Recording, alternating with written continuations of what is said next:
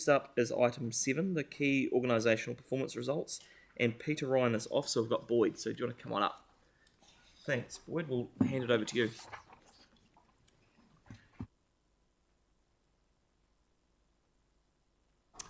No mai haere mai, tēnā koutou katoa, ko Kedsley tōka wingoa whānau, ko Boyd O.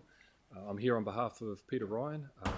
He's unwell today to present to you the organisation performance report results for the year ending June 2023. The purpose of this report is to provide the Council with an overview of the service, project and budget performance as adopted through the long-term plan, but amended for the annual plan 22-23, and this is against management-initiated organisation performance targets. So looking across the organisation performance achievements for 22-23, the organisation targets for key project milestone delivery, for operational budget and capital program budget, as well as future year capital planning targets were all met. The non-key project milestone delivery target was very nearly achieved. There is more detail available with both the finance and capital performance reports to follow for those items. For community level of service delivery, the achievement for that was 81.8%. These levels of service results are presently under review with audit for the annual report. Comparing our 81.8 with last year's result at the same time, that was 79.8 pre-audit, while the post-audit result was 77.0. So our result for the year 22-23 is a 2% improvement on the 21-22 or year one of that LTP. With regards to level of service delivery, the year-end result did see a decline from the final May forecast, which was at 86.0. Within this, there were a number of specific levels of service that were missed by a very narrow margin, by 1%, and this involved a total of 9 targets out of a total of about 214 targets, and it had an impact of 4.2%. While some other level of service experienced localised systems and reporting issues through the year that were only identified and reported at year end. That involved 5 targets with an impact of 2.3%. Remedial actions are provided for all the level of service exceptions, those items that were not met for the year, and they are included in the attachment. The remedial actions indicate that these levels of service will remain a focus for achievement for the new financial year, for year 3 of the LTP 2021, and will be supported by the following staff recommendations. That ELT members continue to work closely with heads of service and teams to encourage and support regular monthly status report updates to bring areas of concern to light, to ensure management performance reports remain as regular monthly agenda items for ELT, groups and units, determine remedial actions for identified exceptions, and set action items and minutes to bring back on track any targets for next year end. And lastly, to continue with the Standing Audit and Risk Management Committee directive that all levels of service that were not met the previous year continue to be reported as an exception until evidence is provided that the target will or has been met. So moving forward into this new financial year, 23-24, with this ARMC directive in place, initial level of service forecasts will be conservative. You'll see items that are marked as amber or requiring remedial action, and that is until any evidence is provided the target will or has been met. So at this point, through the chair, I'd be happy to receive any of your questions, noting that if the question relates to a specific service or level of service, I'll need to ask the head of service to either respond here today or as a follow-up to this meeting. Thank you, Boyd, for that. That's been really useful. Does anyone have any, and it's a very comprehensive report. Sarah. Thanks so much. And I don't know if you're going to be able to answer this, but in the next report, it mentions things about financial changes due to staffing availability and not being able to fill roles. How much has that played a part in the delivery space when it comes to level of service and capital program? There is only a few levels of service that were not achieved due to resourcing. Yeah. But the largest amount of non-achievement was related to those targets that were very close to being achieved, or there were some reporting and analysis issues that were only identified at year end. So very few relating to resource. But there were some that were just because we couldn't quite get the staffing in place to deliver those.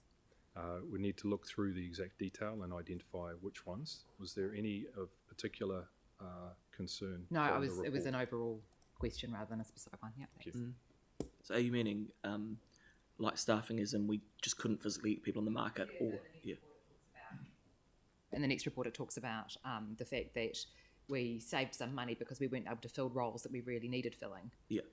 Or we lost some money due to not being able to find Yeah. parking compliance officers, that kind of What I stuff. was just trying to Yeah. clarify was whether you meant we didn't have the jobs available to do the work, or whether we couldn't physically find the No, we people in the couldn't country. physically find Yeah. people No, to fill no, the roles that were available. That's useful. No, good question. Really good question.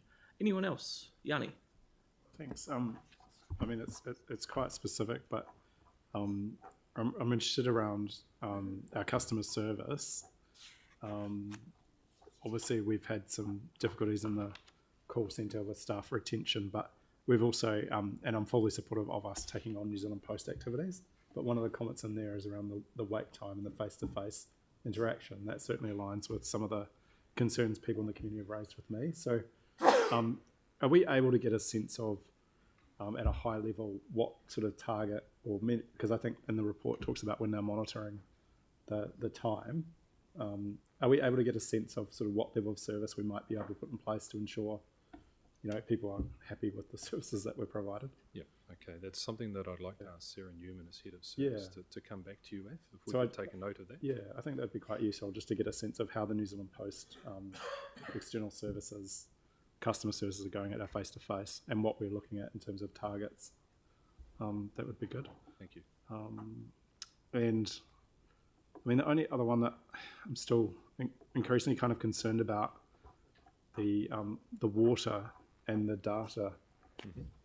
Like we've switched over the contract, but our B2B systems aren't very good.